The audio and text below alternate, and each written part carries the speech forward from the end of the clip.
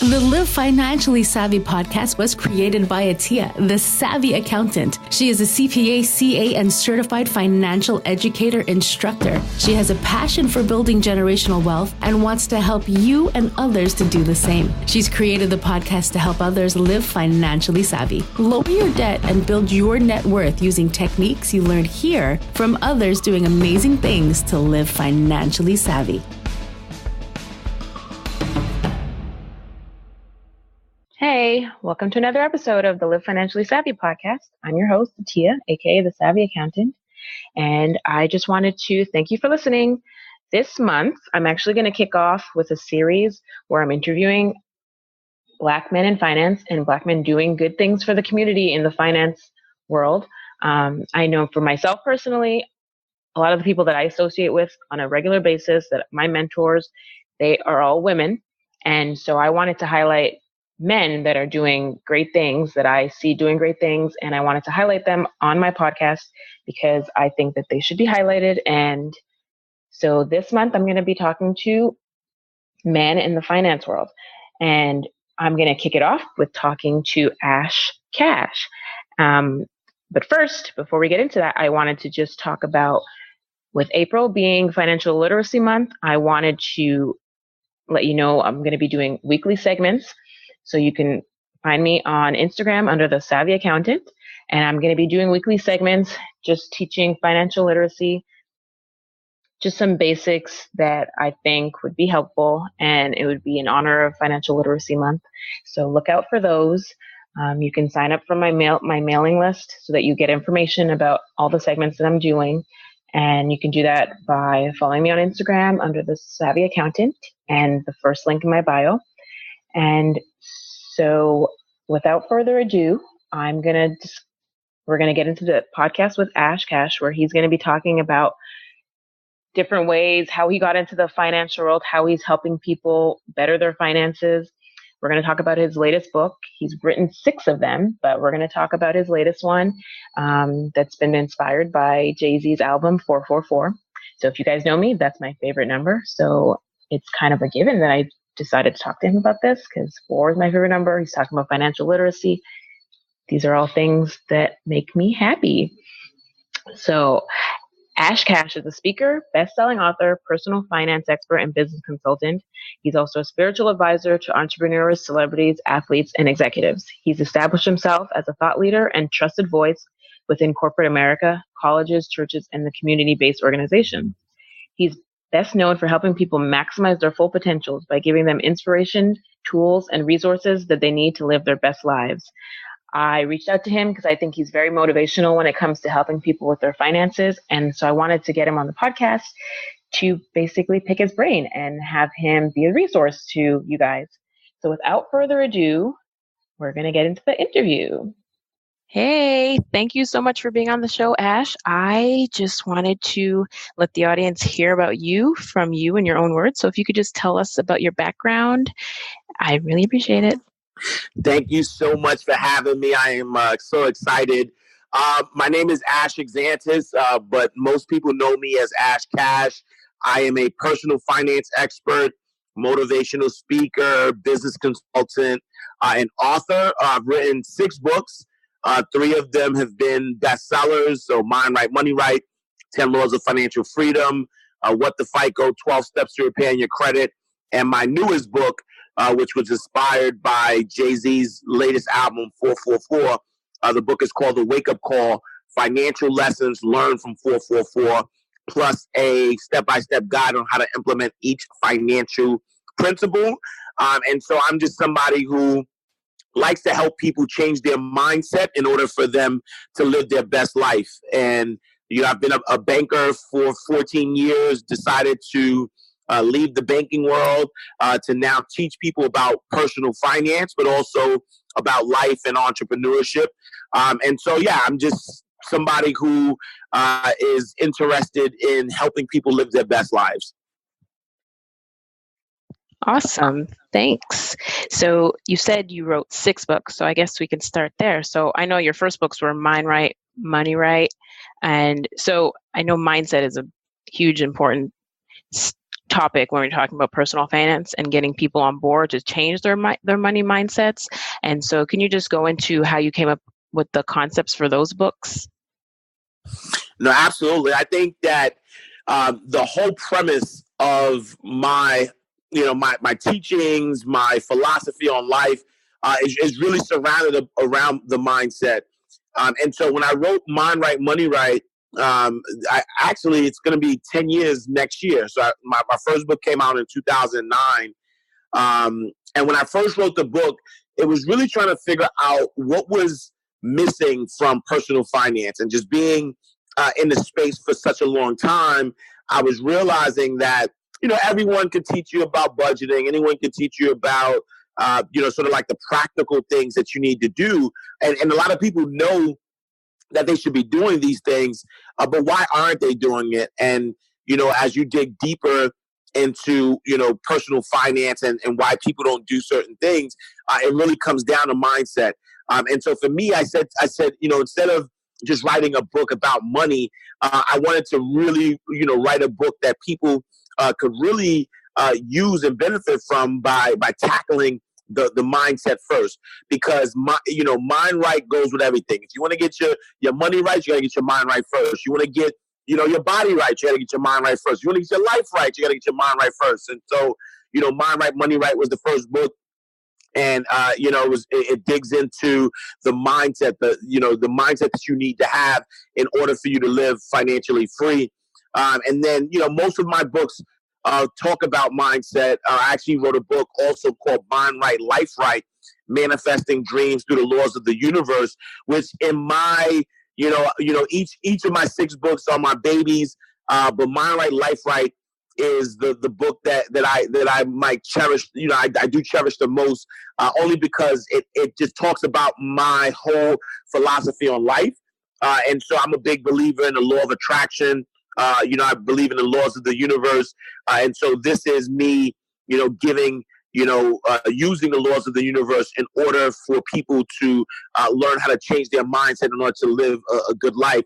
And so, those are usually the premises of my books. I have a book called Mind Right, Money Right, the 21-Day Challenge, where, you can change your mindset using these, in 21 days, your money mindset in 21 days, just following the book each day.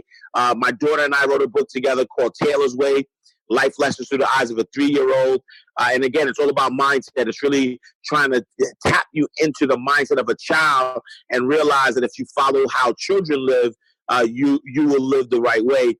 And then I think that was 6. And, What the FICO, and then also the Wake Up Call. But again, everything is really surrounded around the mindset. Awesome. Oh, that's so cute that you wrote a book with your daughter. Yeah, it was a fun thing for me, because my daughter, my first child. So I have 2 children now, and so my son is only 2 years old now, but my daughter is now about to turn 10.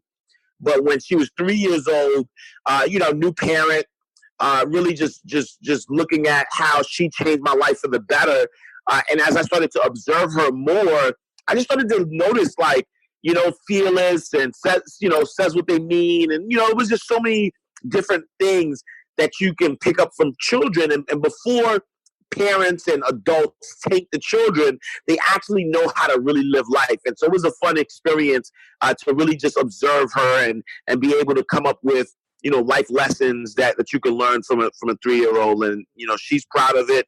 Anytime we go out to book fair, she's my best seller.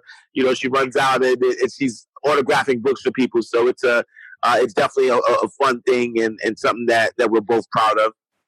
Yeah, and I do agree that looking through kids' eyes, you get to see a lot, like their innocence, and they are very authentic with their feelings. Like, my kids say things and I'm just like, oh wow, I don't think I would have ever expressed that like that. But absolutely. So yeah, we're working on a book that my daughter's writing from her perspective, just teaching her little brother things that we've taught her.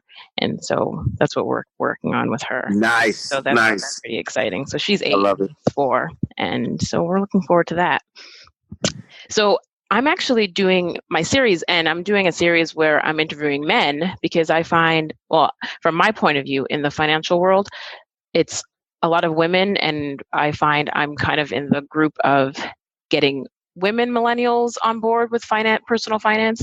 And so a lot of the people that are in my circle are women of color, of course. And so I'm doing a series where I'm interviewing men in the financial world. And so I basically wanted to get your take on if you had maybe like 3 or 4 lessons that you had for young men of color specifically, on how that they can start living their best financial life. I know that mindset is going to definitely be your number one and how they can tackle that, but just 3 initial steps that they can take based on advice that you would give them. No, absolutely. I love that. I would say, definitely if talking to, men about, money mindset or three financial advice, tips that I would give, to, men, I think first would be to change their relationship with money because, we're taught that, we need to work hard for money. And so I think that that's one of the biggest fallacies that's out there, and that people need to learn, especially black men, that it's not about working hard for money, but it's really about making money work hard for you. And so it's changing that relationship, trying to figure out, what is it that you love, and how do you make money from it? But once you make that money, how do you reinvest that money into something that's going to create residual income for you, multiple streams of income? And so I would say the first thing is to change that relationship. Instead of working hard for money, you need money to work hard for you. And then I kind of alluded to my second tip, which would be, to create multiple streams of income, right? So now that you have this money and you're making that money work for you, you want to create multiple streams of income. You do not want to be reliant on one source of income because, especially, in America where, there are attacks on, black and brown boys and black people in general, but specifically black boys, black men. We do not need to be at the mercy of anybody. And so if you have only one source of income, then, and you have a boss, your boss could talk to you any way they want. And at the end of the day, they can do anything they want because they know that your family's financial freedom, your financial freedom lies in their hand. And that's something that, you don't want to give that power away. And so you want to make sure that you're looking at different ways to diversify your income, have multiple streams of income. If you have a 9 to 5, make sure you have a side hustle. If you have a side hustle, make sure you're creating multiple side hustles. You make sure that you have, you write books, you do poetry, something that's going to create residual income. And then the last thing I would say, is really focus on your credit. Manage your credit the right way because, credit can get you far, as you start to look to expand your wealth.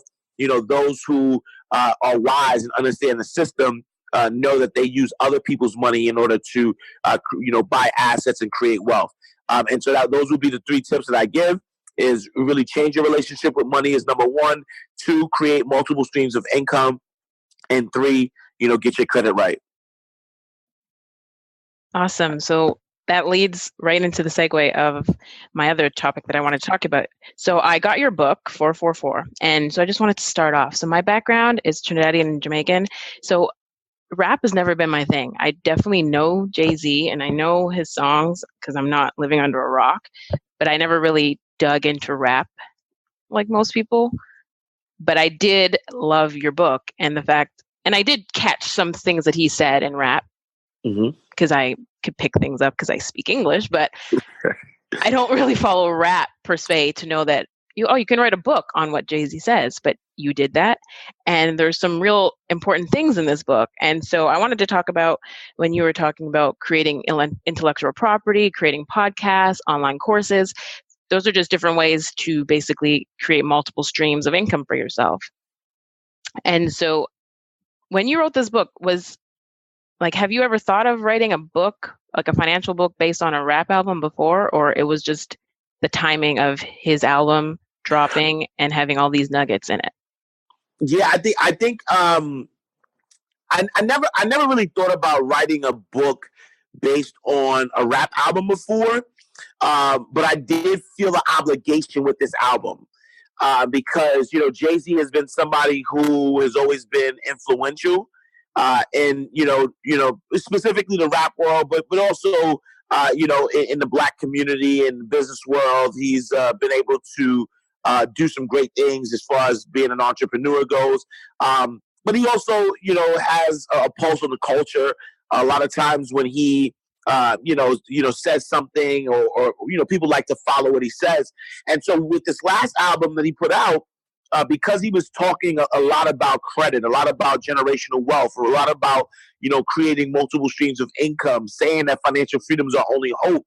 I was excited when I heard it. And honestly, it didn't start off as a book. It actually started off as a workshop. And so I travel the country. I go to different colleges. Mainly, I do conferences as well and churches and organizations, but, mainly colleges and speak to college students about fiscal responsibility and how can they empower themselves financially. And I try to find cool ways to do it. I want to give a shout out to my brothers, Lenny and Jeff. They started a company called Trill or Not Trill. And what they do with this company is they teach leadership through pop culture. And so one day I sat in on one of their workshops and I'm looking at how they're using Drake and the Kardashians to teach different financial or not financial lessons, leadership lessons, and I was inspired at how effective it was as a teaching tool. And so from there, I said, man, maybe I can do the same thing. Maybe I can start teaching finance through using pop culture. And so when Jay-Z came out with this album, it was just a perfect layup, a perfect segue into it. And so I decided that I was going to just teach. I was going to create a curriculum and teach these financial principles in schools. And so I started to travel around and give these lessons. And it really was well received. The college students really loved the workshop. A lot of them were asking me for more and wanting more afterwards. And that's where the idea for writing a book came about. I said, man, people want more than a 45-minute workshop. And so how can I give them a step-by-step booklet? And the author in me said, listen, just write it. Just take this workshop, create it into an actual book. And then the rest has been history. And it's really been, well received. I think that the fact that a lot of people who have read the book have told me that they've never read a personal finance book before. And so, kind of taking a subject that could be boring and making it fun and relatable has been a winning recipe. So I anticipate doing this again. I don't know with who, but I do anticipate doing it again because it was, such a success to use pop culture to teach financial principles. I think that's awesome. And definitely, like I said, I would never have thought that you can do this based on a rap album, but it's definitely a great way to teach people, and especially using pop culture, like you said. A lot of kids probably wouldn't have read a finance book, and they could be kind of boring. Absolutely. Yeah. And so you do have a book about credit, and I know that a lot of people shy away from credit especially when you follow some of the big people when they tell you, pay off your credit. But I do believe that you can use credit wisely. And I think that that's what you touch upon when you talk about credit management. And so what do you think are some of the myths with credit, and how can you kind of debunk them and let people know that you can use credit wisely and what you mean by credit management? No, absolutely. And I agree. I think that there are a lot of, a lot of the other, bigger financial, experts. I know specifically Dave Ramsey is someone who's really against credit cards, and I understand why. So I'm not, oblivious. I definitely understand why, he's against credit. But I think that there's good credit and there's bad credit. I think that there is Credit if you're buying clothes, or if you're buying things, depreciating assets using your credit card. I think that is the worst thing that you can do, because you're going to wind up spending a lot more money than that item is worth. But at the end of the day, the people that I talk to, we're not starting, with a trust fund, or we're not starting, with people giving us money, or we a lot of us. We need credit, right, in order to advance our lives. And I could talk about me specifically, right? So I'm a son of a Haitian immigrant. And so, my mom didn't have any inheritance for me, so I had to pay everything myself. In fact, when I went to college, I had to work and go to college, right? And so, in order for me to buy a house, if I didn't have credit, then I wouldn't be able to buy a house, and so when you think about, putting myself and setting my kids up, I need to manage my credit right, so I can go into a bank and I can ask for money so I can buy a house, because at the end of the day, I need a place to live. And whether I was paying a mortgage that I own or paying rent, that money was going to go out regardless. And so I think that one of the biggest myths is that the people who are, you just gotta money management in general, whether it's credit, whether it's, savings, whatever it is, understand that one size does not fit all. You have to look at your specific situation. There are some general practices and general habits that you can adopt as it relates to money management and credit management. But understand your personal situation, and know that there is good debt and bad debt. Good debt is anything that will help you advance your life, will give you assets. So if you are taking out a business loan to start a business, that's going to bring you more money in the end. If you are taking out school loans so you can get an education so that you can, be more qualified at your craft and make more money, then that is a good loan. If you are taking out a mortgage that's going to buy you a house that you are going to gain equity from, so that is good debt. And so I'm in favor for good debt. I think that using credit cards for everyday purchases, I think that's a mistake, unless you are going to pay off that credit card each month in cash, or but I think it's a mistake to do so. But I definitely think that credit is important to have. But before you even get into the game, and that's why I do what I do. That's why education is important. Is that you have to educate yourself. So I wouldn't say, because you need credit and you should be using other people's money, that you just do it. I think that before you even apply for a credit card, you need to understand, how credit works, how the actions, the things that you do affect your credit. And that's what I talk about in the book, What the FICO, 12 Steps to Repairing Your Credit. I really give you the basics of credit, how credit works, how to maintain a good credit score, and if you do mess it up, how to fix it and get back on the right track. Yeah, so I agree. I think that there is good debt, and I think, like you stated, some of us don't have an inheritance that we can fall back on, and so in order to start building generational wealth, we have to start somewhere. And unfortunately, I think credit is the way that we have to do it, and to get a mortgage and to pay for student loans, if that be the case, we need credit. And so that led to the segue of generational wealth and like wealth building.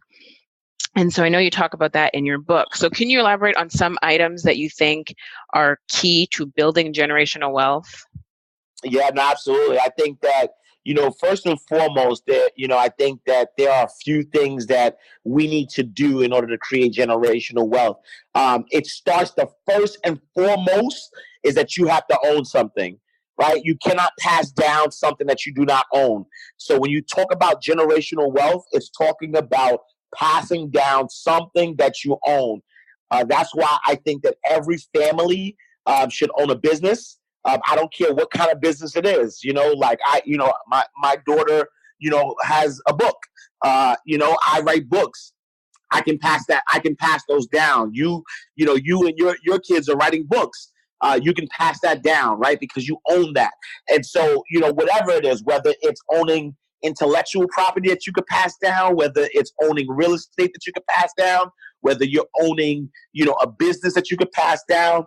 I think that generational wealth first and foremost starts with ownership. Then there are things that need to happen, right? So now that you own this, you have ownership, you have things to pass down. Now it's about protecting it, because in order for you to pass it down, it has to be available for your kids and your kids' kids, and so forth, so on and so forth. And so I think that it's about protection. It's about understanding how insurance works. So people, a lot of people don't understand that life insurance is not just about burying your loved one. That there are ways that you can use life insurance in order to protect your assets.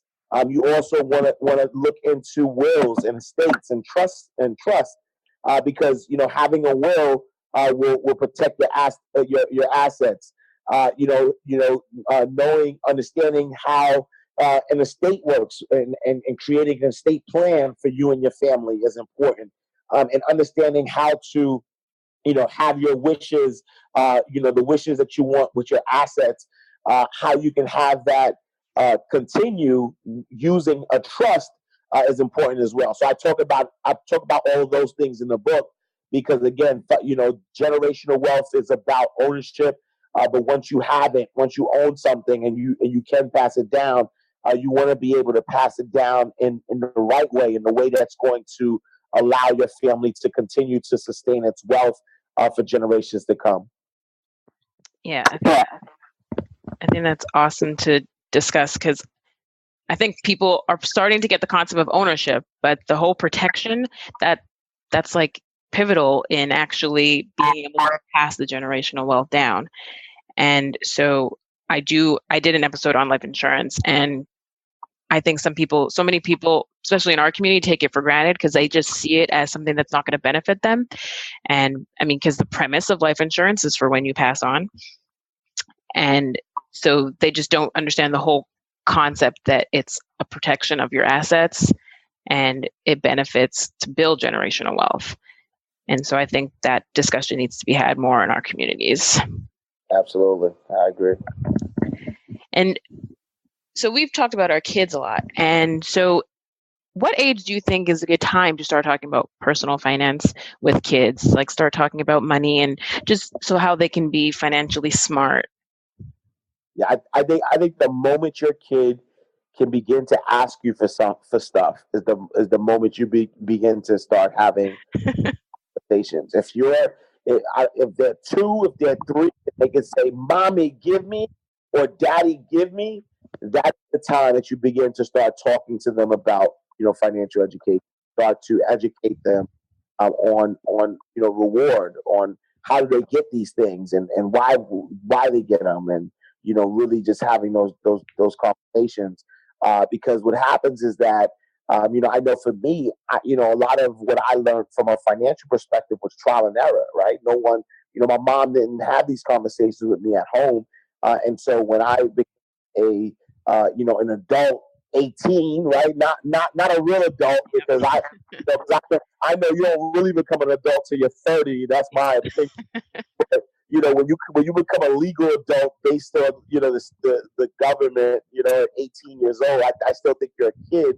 But that's when I started to really do things on my own. But it was trial and error, and so I made a lot of mistakes, and I had to kind of bounce back from those mistakes. And so I wish that somebody would have had those conversations with me early. And so I think that as soon as your kids are able to even ask for anything, that is a teachable moment, a moment that you begin to educate them financially, and you create a system where they're not just asking and getting.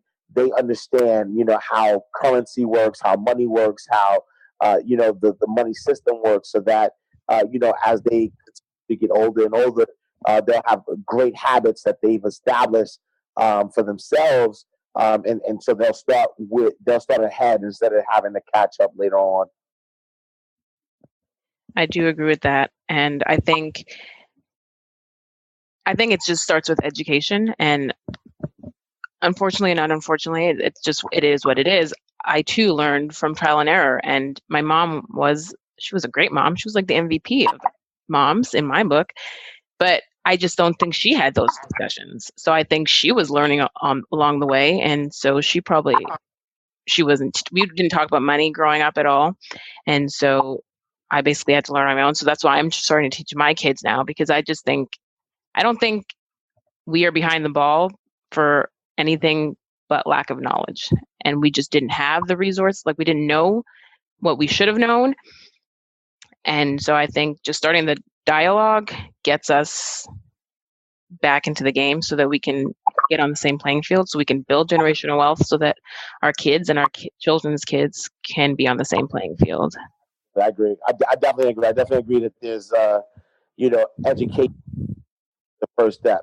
Definitely, there was some, some economic injustice that happened that kind of pushed us back as well, which is why a lot of that financial education, especially for Black and brown people, are not, it wasn't readily available for us. Exactly.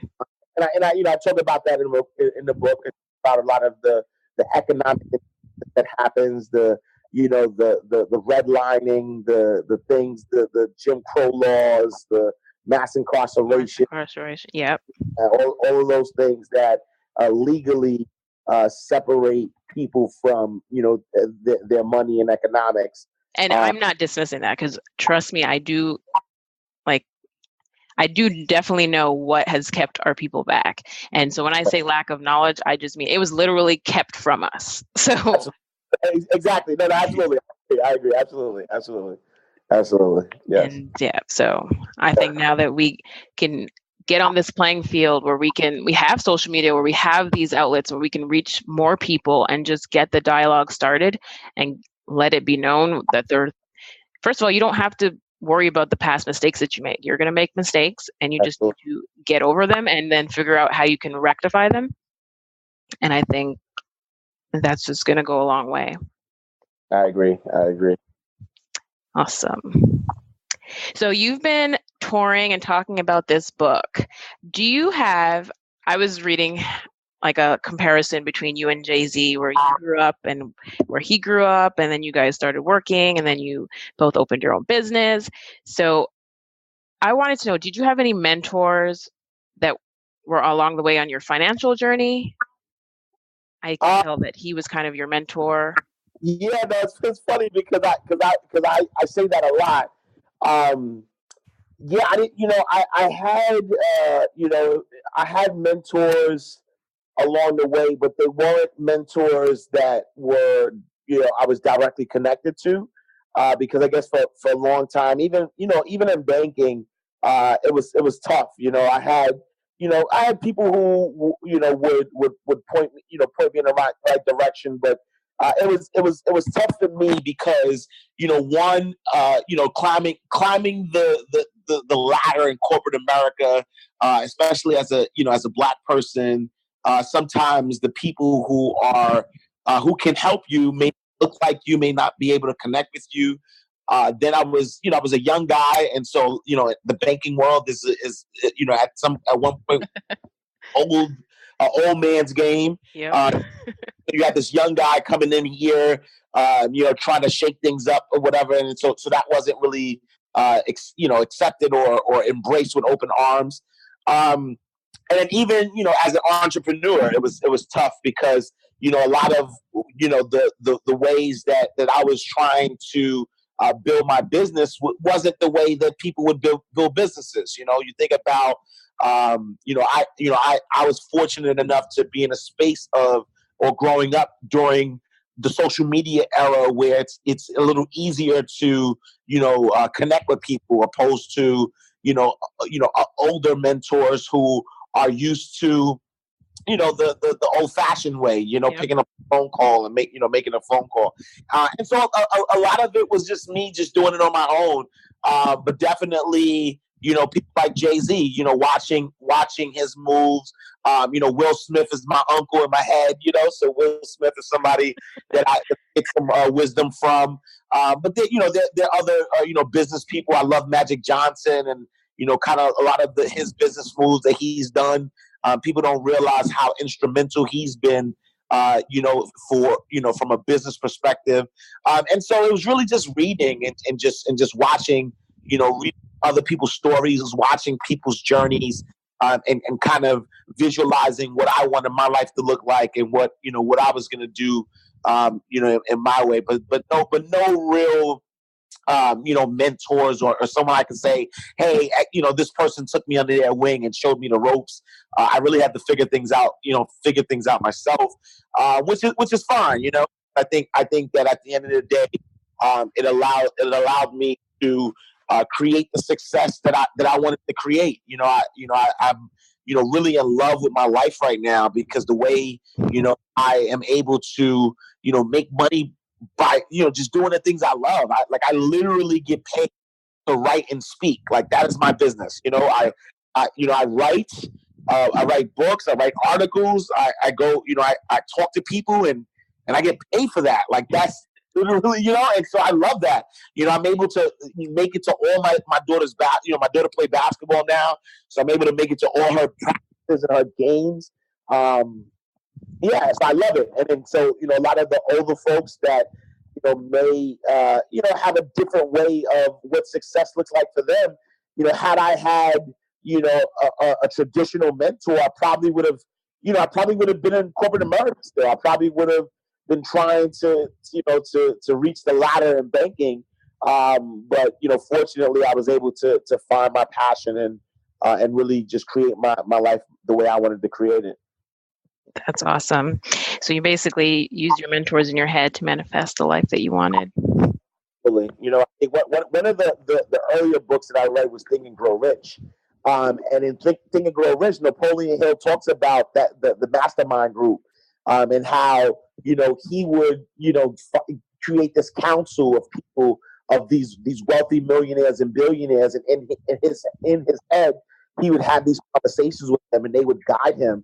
And that's literally how I did it. It's like, I would have conversations with Jay-Z, conversations with Oprah, and, and just really kind of let them guide me. Like, what would Diddy do? What would she do? I would have these conversations, and then I would make those decisions. And so far it's worked out really well for me. So, thank you, Diddy. Thank you, Jay. Thank you, Will. Thank you, Oprah. Yeah, basically, we were just talking about that in a group that I'm in. What would Auntie Oprah do?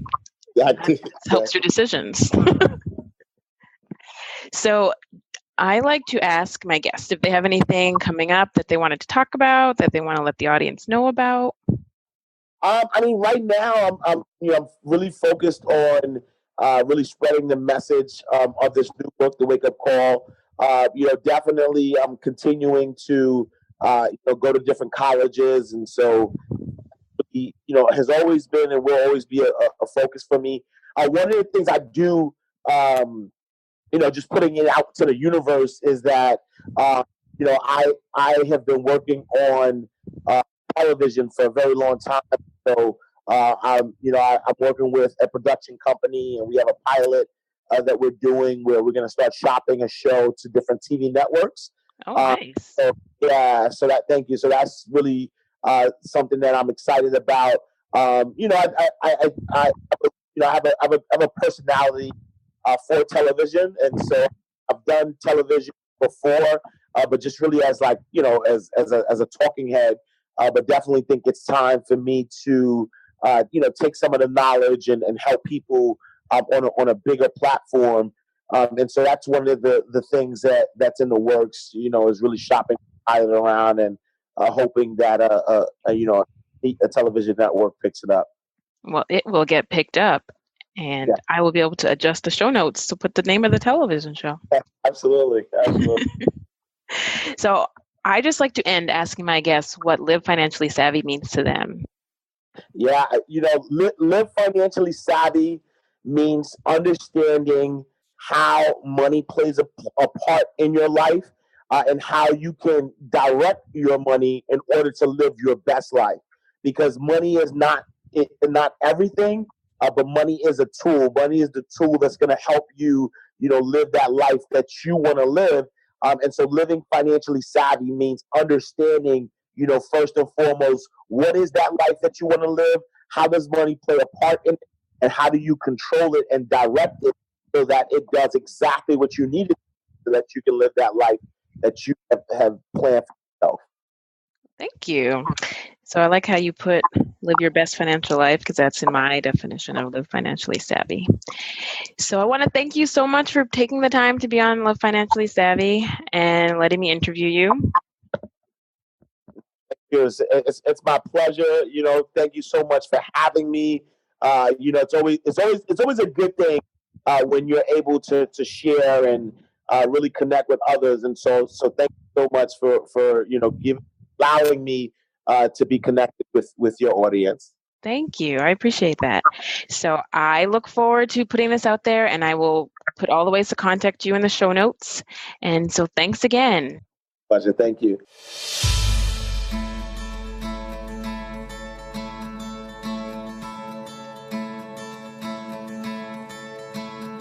So I want to thank you for listening to the Live Financially Savvy podcast. You can hear the episode at livefinanciallysavvy.com, and you can get all the show notes at livefinanciallysavvy.com. You can follow us on Instagram and on Facebook at Live Financially Savvy, and let us know what you think. Please like, comment, and share, and rate and download wherever you listen to your podcast. I really appreciate it. Thanks. Bye.